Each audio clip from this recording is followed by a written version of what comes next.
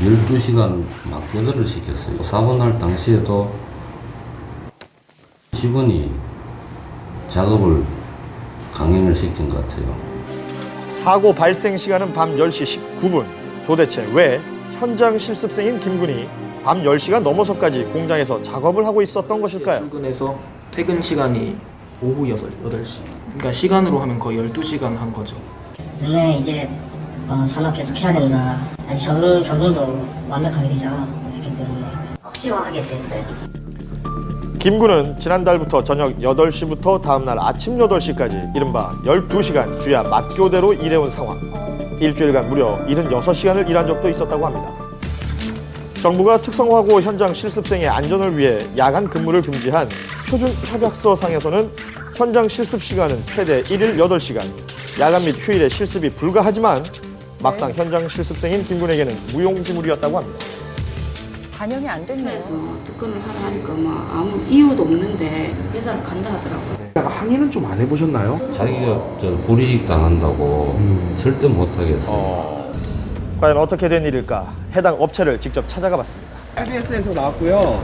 어제 또 찾아가 요즘 대표를 만났고 들어가시죠. 야간 근로 중이던 현장 실습생에게 벌어진 사고. 네. 회사는 책임이 없는 것일까요? 야간 근로는 일주일에 12시간 한도 내에서만 가능합니다.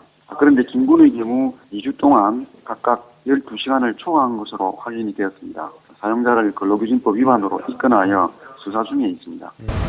근로기준법 위반 혐의로 불구속 입건된 해당 업체. 하지만 안전교육이 대화를 하기 위해 30분 감옥하고 있습니다. 이 근무 시간을 이제 하게 되면은 그걸 오버가 안 되는데 준수 아닌 거에 대해서는 거기에 따라서 처벌을 받겠다고 하지 않습니까?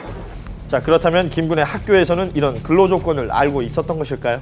회사 측에서 그런 근무를 하는 것을 사실 저희들이 몰랐습니다. 취업률을 갖다 높이기 위해 가지고 애를 쓰다 보니까 조금 저희들이 소홀했던 부분이 없잖아 있었을 거라고 보고. 더 큰 문제는 해당 업체뿐 아니라 다른 곳도 상황이 비슷하다는 것입니다. 자동차인데요.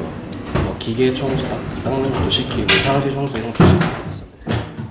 애들 실습할 때 전공에 맞게 해주거나 교육을 해줘야 되는데 전공에 맞지도 않고 시습 나간 데를 보면은 한 조사에 의하면 현장 실습생 1,081명 중 절반이 넘는 학생들이 휴일 실습과 하루에 8시간이 넘는 근로를 했던 것을 확인할 수가 있습니다. 로서 인정하고 학생으로서 인정하시는 것이 아니라 값싼 노동자로 취급하고 있는 것이죠.